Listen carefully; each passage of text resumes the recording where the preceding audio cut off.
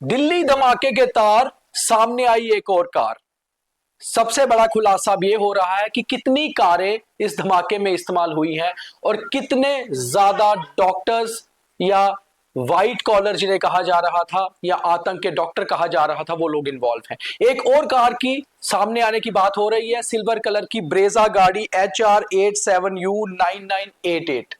ये एक बड़ा खुलासा अभी तक का। और जम्मू कश्मीर पुलिस की एक टीम फरीदाबाद में इस समय है और इस कार की भी तलाश की जा रही है। वहीं दूसरी ओर जो बड़ी चीज एक हुई है कि जम्मू कश्मीर पुलिस ने कश्मीर में भी दबिश दी है। 3 जिलों से 13 लोगों को पूछताछ के लिए बुलाया गया है, जिसमें 3 सरकारी मुलाजिम हैं। अभी तक जम्मू कश्मीर पुलिस पिछले 5 सालों में 77 गवर्नमेंट एम्प्लॉइज को सस्पेंड कर चुकी है टेरर लिंक्स को लेकर। तो आखिर इतने ज्यादा बड़े तादाद में सरकारी मुलाजिम जो हेल्थ, एजुकेशन और डिफरेंट डिपार्टमेंट से हैं, और खासतौर पे अब तो डॉक्टर सामने आ रहे हैं जिनके तार लगातार दिल्ली धमाके से जुड़ रहे हैं, और एक बड़ा जो है घटना करने की इनकी प्लानिंग थी, जिसमें हालांकि सिक्योरिटी एजेंसीज कामयाब हुई रोकने में, मगर फिर भी दिल्ली धमाका कहीं ना कहीं हो गया।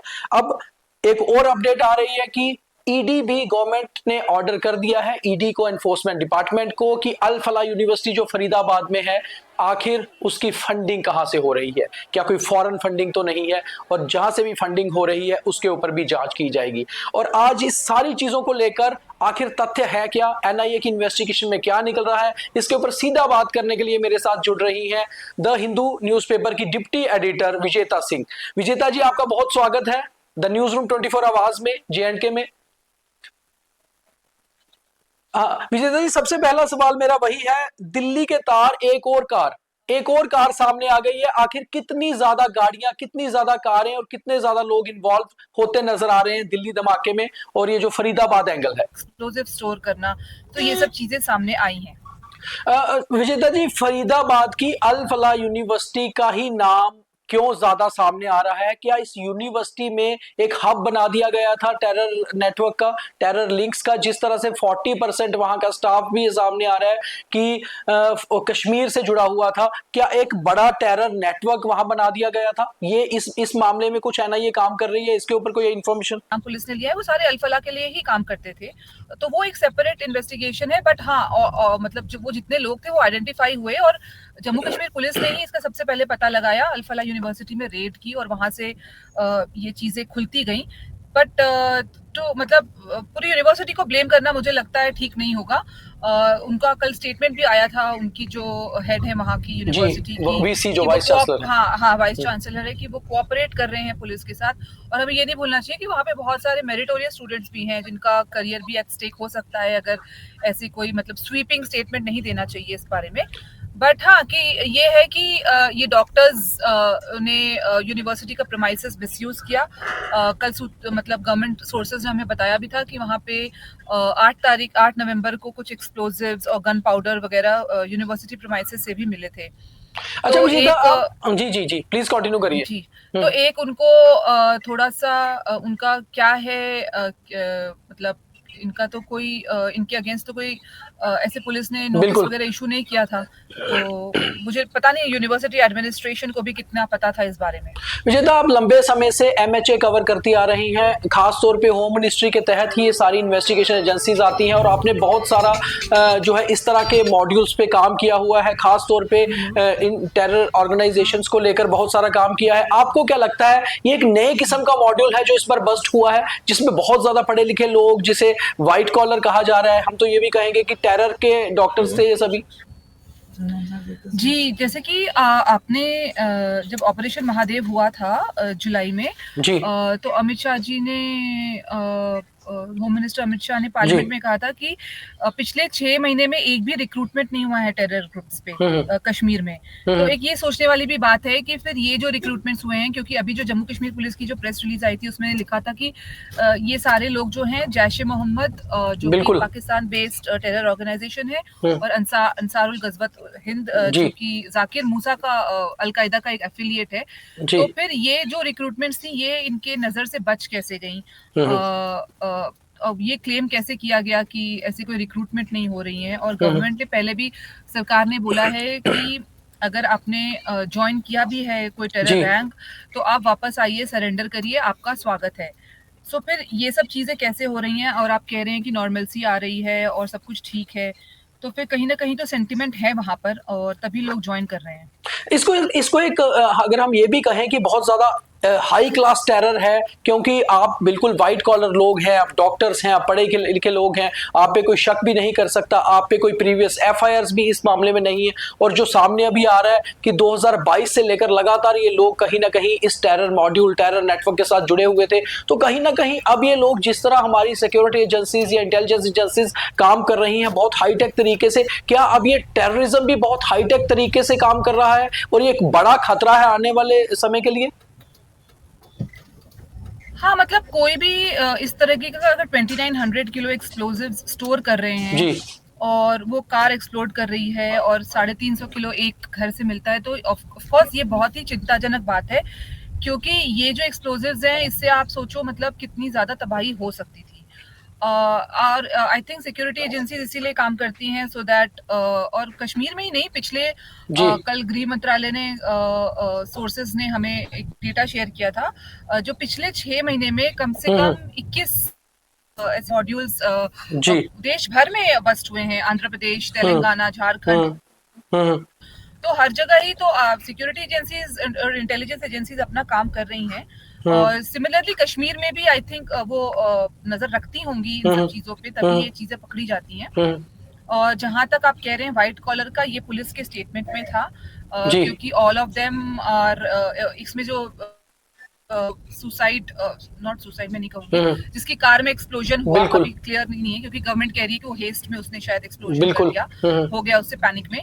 तो वो जो डॉक्टर हैं, doctor Umar Nabi, he was a topper in his batch ji. So ये सारे ऑफ कोर्स पढ़े लिखे लोग हैं, तो गवर्नमेंट को इसमें सोचना चाहिए कि ये क्यों हो रहा है। अच्छा, कश्मीर से भी विजेता जी पिछले 24 घंटे में 13 लोगों को पूछताछ के लिए बुलाया गया है और उसमें से 3 गवर्नमेंट एम्प्लॉई हैं, तो कहीं ना कहीं इसको एक चीज हम मान के चले कि ये बहुत बड़ा खतरा है जब हम ये देखते हैं कि गवर्नमेंट एम्प्लॉइज खासतौर पे, चाहे वो डॉक्टर्स हो या किसी और डिपार्टमेंट के हो, वो जब ऐसे टेरर लिंक्स के साथ जुड़ते हैं तो हमारा कई सारा और डाटा भी बाहर शेयर होता है। मान लीजिए वो पाकिस्तान की आईएसआई को दे रहे हैं या फिर वो टेरर ऑर्गेनाइजेशंस को दे रहे हैं, तो एक बहुत बड़ा रिस्क है ये भी।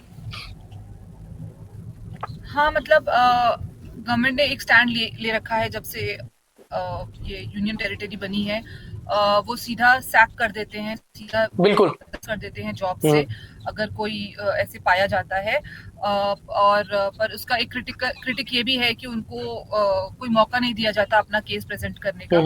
तो गवर्नमेंट अपने विजडम में कर रही है, पर उसका एक ये भी है पहलू कि उधर से मतलब ये क्रिटिसाइज किया जाता है कि आपको उनको मौका देना चाहिए अपना केस प्रेजेंट करने का, बट ये गवर्नमेंट का आयरन हैंड दर्शाता है, उनका जो पॉलिसी है, उनकी जो जीरो टॉलरेंस की अगेंस्ट सच एक्टिविटीज। सो ये तो हम देख ही रहे हैं, मतलब इतने दिनों से कि ये एक्शंस हो रहे हैं, पर उसके बावजूद ये रिक्रूटमेंट्स हुए, तो कहीं ना कहीं तो मतलब थोड़ा इंट्रोस्पेक्शन की जरूरत है कि क्यों हो रहे हैं। विजेता जी, ये जो डॉक्टर्स थे सभी, आपकी क्या इन्फॉर्मेशन है अभी तक, जो आपकी काफी सारे सोर्सेज से बात हुई होगी एनआईए में या एमएचए में, कि क्या ये लोग स्लीपर सेल का हिस्सा थे या ये लोग खुद जो है एक्टिव टेररिस्ट थे? नहीं, अभी तक तो पता ही नहीं था ना कि ये टेररिस्ट हैं कि नहीं, दे वर लिविंग नॉर्मल लाइव्स, जैसे क्योंकि ये कुछ पता ही नहीं था इनके बारे में। वो तो अचानक से वो एक हाँ, जो पोस्टर पकड़े गए, हाँ, उससे सारा खुलासा हुआ। पोस्टर पकड़े गए, उसके हिसाब से ये पकड़े गए। अगर वो नहीं पकड़ा जाता पोस्टर और उसमें इन्वेस्टिगेशन नहीं होती, तब तो ये पकड़े भी नहीं जाते ना फिर। तो अभी क्या लगता है कि एक बहुत बड़ा नेटवर्क है या फिर ऑलमोस्ट इतनी अरेस्ट हो गई है, इतनी ही अरेस्ट है, और या कुछ लोग आपको लगता है कि उत्तर प्रदेश में, हरियाणा में, दिल्ली एनसीआर में और ज्यादा भी अरेस्ट हो सकती हैं, और ज्यादा बड़ा एक ये नेटवर्क और मॉड्यूल निकल कर आ सकता है? रेड्स तो चल रही हैं, कांस्टेंट रेड्स चल रही हैं, जैसे कि डॉक्टर शाहीन ने उनके भाई को भी, डॉक्टर परवेज को भी कस्टडी में लिया गया है। उनके घर से कुछ ऐसे बेसिक वो जो कीपैड फोन्स होते हैं जो आजकल कोई यूज नहीं करता है वो मिले, कुछ नाइव्स मिली, तो अभी उसमें इन्वेस्टिगेशन है। पुलिस ने अभी उनके अरेस्ट दिखाई नहीं है, और कुछ ये जो डॉक्टर्स हैं इनके बैचमेट्स को भी बुलाया गया है क्वेश्चनिंग के लिए। तो ऑब्वियसली अभी मुझे लगता है कुछ और अरेस्ट होने बाकी है, पर पुलिस ने अभी कुछ डिक्लेयर नहीं किया है। तो आपको लगता है कि ये एक बड़ी कामयाबी है अभी तक देखा जाए सिक्योरिटी एजेंसीज की, एनआईए की, कि समय रहते, जैसे कल खबर आ रही थी कि शायद मुंबई जैसे सीरियल ब्लास्ट जो है वो दिल्ली में भी करवाने का इनका प्लान था? हाँ, अगर आप एक्सप्लोजिव्स का अमाउंट देखें, आप जी। टाइमर्स देखें, मेटल के चंक्स जो इन्होंने जमा कर रखे थे, जैसी चीजें देखिए, ये सारे इंडिकेट करती हैं कि काफी भारी मात्रा में कुछ इनका बड़ा करने का प्लान था और उसमें काफी लोगों की जान जा सकती थी। तो ऑब्वियसली एक बहुत बड़ा जो अटैक हुआ है वो उस पोस्टर के इन्वेस्टिगेशन की वजह से अवर्ट तो हुआ है, ये बात तो माननी पड़ेगी और ये गवर्नमेंट भी कह रही है कि काफी लोगों की जान बच गई। अच्छा, अब इसमें क्या लगता है कि जिस तरह से सारा कुछ हो रहा है, क्या इसके तार सीधे सीधे पाकिस्तान से जुड़ते नजर आ रहे हैं? जैसे ये चीजें सामने आई हैं कि इनमें से 2-3 लोग जो है और टर्की भी होके आए थे पिछले 1 साल में, तो क्या ये इंटरनेशनल टेरर नेटवर्क दोबारा सामने आ रहा है? हाँ, ये तो बात जम्मू कश्मीर पुलिस की प्रेस रिलीज बिल्कुल। में साफ साफ लिखी है कि their handlers were in Pakistan and few other countries. उन्होंने कंट्रीज का नाम नहीं लिया था, बट अभी जैसे सोर्सेज ने बताया कि डॉक्टर मुजम्मिल जो अभी कस्टडी में है पुलिस के और उनके जो भाई थे वो टर्की गए और अब इसका सरकार की तरफ से स्टेटमेंट आया कि वो किसी भी तरह से सपोर्ट नहीं करती हैं और ये परसेप्शन बनाना कि टर्की इन लोगों को सपोर्ट कर रहा है, ऐसे एलिमेंट्स को, तो ये गलत होगा। तो टर्की ने भी इस पे रिएक्ट किया, बोला है कि ये जो हरकतें हैं ये दोनों कंट्रीज के रिलेशन को भी खराब करती हैं और टर्की से। अच्छा विजेता जी, एक आखिरी सवाल है मेरा। बड़ी चीज ये है कि जिस तरह से दिल्ली धमाका हुआ जब सोमवार शाम को, उसके बाद होम मिनिस्टर अमित शाह बिल्कुल एक्टिव हो गए। उन्होंने सबसे पहले आईबी चीफ तपन डेका से बात की। क्या ऐसी इंफॉर्मेशन है, क्योंकि आप एमएचए कवर करती हैं, आपके पास इंटरनल सोर्सेज से इंफॉर्मेशन रहती है, क्या आईबी ने कोई अलर्ट जारी किया था, कुछ ऐसा धमाकों का अलर्ट दिल्ली में था, या फिर कुछ पर्टिकुलर ऐसा कि कोई नया मॉड्यूल काम कर रहा है दिल्ली में टेरर का? नहीं, इसकी मुझे तो डायरेक्ट जानकारी तो नहीं है, पर हाँ ये है कि जम्मू कश्मीर पुलिस जब 30 तारीख को सबसे पहले अरेस्ट किया फरीदाबाद में डॉक्टर मुजम्मिल का, तब से सारी एजेंसीज काफी अलर्ट थी और काफी रेड्स और ये दबिश चल रही थी। तभी तो ये डॉक्टर उमर जो है ये भाग निकला, क्योंकि इनको लगा नहीं था कि पुलिस इन तक पहुंच जाएगी। चलिए, बहुत धन्यवाद। चल ही रहा था। बहुत धन्यवाद, थैंक यू हमारे साथ जुड़ने के लिए और काफी सारी इंफॉर्मेशन शेयर करने के लिए। बहुत धन्यवाद।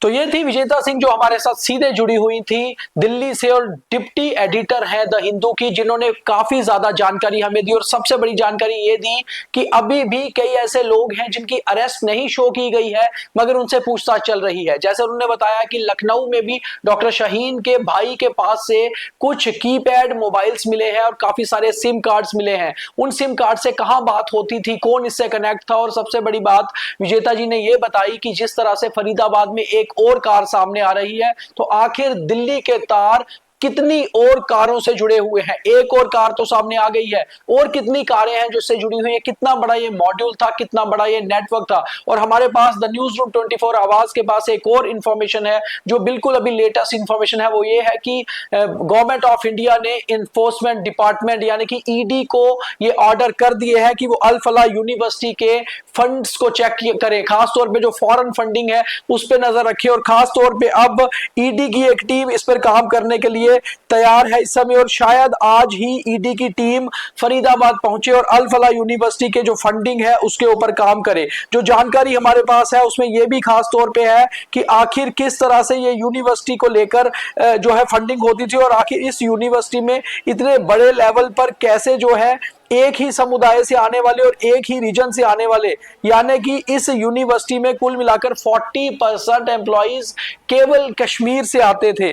जो जानकारी हमारे पास अभी तक है, इकोनॉमिक ऑफेंसेस विंग, ईडी का जो इकोनॉमिक ऑफेंसेस विंग होता है उसे ऑर्डर किया गया है गवर्नमेंट ऑफ इंडिया द्वारा, और गवर्नमेंट ऑफ इंडिया ने खास तौर पे उसको दो चीजों पे काम करने को कहा है। एक तो ये कहा गया है कि अल फलाह यूनिवर्सिटी की फंडिंग चेक की जाए, और दूसरा ये खास तौर पे कहा गया है कि इनकी फंक्शनिंग क्या रहती थी इस पे भी प्रोब की जाए कि आखिर ये फंड्स को किस तरह से आगे एलोकेट करते थे, किस तरह से किस चीजों पर ये काम किया करती थी यूनिवर्सिटी। और खास तौर पे फॉरेन फंडिंग के लिए कहा गया है government has asked for a forensic audit of the accounts. Forensic audit भी होगा अल फला यूनिवर्सिटी के अकाउंट्स का, ये एक लेटेस्ट जानकारी है। और बड़ी बात है कि जम्मू कश्मीर पुलिस की एक टीम लगातार फरीदाबाद में जो है कैंप किए हुए है, लगातार वहां डेरा जमाए हुए हैं, जिसमें कुछ सीनियर ऑफिसर्स के साथ साथ कुछ साइबर एक्सपर्ट्स भी वहां पर हैं, वो लगातार इस मामले में काम कर रहे हैं। आखिर ये सारा नेटवर्क क्या कश्मीर के बाद सीधे नेक्स्ट कैंपिंग जो थी इनकी फरीदाबाद की अल फला यूनिवर्सिटी में ही थी, और उसको लेके गवर्नमेंट ऑफ इंडिया भी एक्टिव हुई है। और जैसे हम द हिंदू की डिप्टी एडिटर विजेता सिंह से बात कर रहे थे, जो लगातार कई सालों से एमएचए कवर करती हैं, वो बेहतर जानती हैं कि ऐसे टेरर मॉड्यूल्स को तोड़ने के लिए सुरक्षा एजेंसियां कैसे काम करती हैं। और उन्होंने बताया भी कि बहुत सारी चीजों पे काम हो रही है, शायद अभी अरेस्ट शो नहीं की गई हो, मगर अभी भी बहुत सारे लोग एनआईए की राडार पर है। और एनआईए के बाद अब ईडी की भी जो है इसमें इन्वॉल्वमेंट हो गई है। गवर्नमेंट ऑफ इंडिया ने इन एनफोर्समेंट डिपार्टमेंट के खास तौर पे जो इकोनॉमिक ऑफेंसेस विंग होता है उसकी एक टीम जो है उसको कह दिया है कि अल फला यूनिवर्सिटी की फॉरेंसिक ऑडिट की जाए उनके फंड्स की। आखिर फंड्स कहां से आ रहे थे, कैसे एलोकेट हो रहे थे, और उसके ऊपर अब पूरे तरीके से काम किया जाएगा। और दिल्ली के तार जो लगातार जुड़ रहे हैं अलग अलग जगहों से, उसके ऊपर एनआईए काम कर रही है। वहीं कश्मीर पुलिस की एक टीम फरीदाबाद में, एक टीम सहारनपुर में लगातार काम कर रही है, और कश्मीर में लगातार दबिश जारी है। अनंतनाग, पुलवामा, शोपियां में कल रात को रेड्स की गई है, जिसमें 13 लोगों को पूछताछ के लिए बुलाया गया है, जिसमें से 3 गवर्नमेंट एम्प्लॉई हैं। अगर उनके टेरर लिंक सामने आते हैं तो उन्हें भी सस्पेंड किया जाएगा। और जो government of Jammu and Kashmir लगातार काम कर रही थी कि कई सारे लोग जो है इंटरनल सिक्योरिटी के लिए बहुत बड़ा खतरा बने हुए हैं, जो सरकारी कर्मचारी हैं, सरकारी विभागों में बैठकर यहाँ का डाटा शेयर कर रहे हैं, तो कहीं ना कहीं एक बड़ा खुलासा इसके साथ हुआ है कि किस तरह से पढ़े लिखे लोग, लिटरेट क्लास जिसे हम कहते हैं, वो इस आतंक के नेटवर्क के साथ जुड़े हुए थे। और जो इंफॉर्मेशन होगी आपके साथ शेयर करने की कोशिश करेंगे। द न्यूज रूम 24 आवाज पे हमारी कोशिश हमेशा होती है कि आपको वो कंटेंट दिखाया जाए जो दरअसल चेक और क्रॉस चेक किया हुआ हो, और कोशिश होती है कि एक्सपर्ट से बात कराई जाए ताकि आपके तक एग्जैक्ट इंफॉर्मेशन पहुंच पाए, और आप ज्यादा से ज्यादा हमारे प्रोग्राम्स को शेयर करें ताकि लोग सही से समझ पाएं कि किस तरह से सिक्योरिटी एजेंसीज काम कर रहे हैं और कितना बड़ा नेटवर्क था आतंक का जिसे ध्वस्त किया गया है। बहुत धन्यवाद। जय हिंद।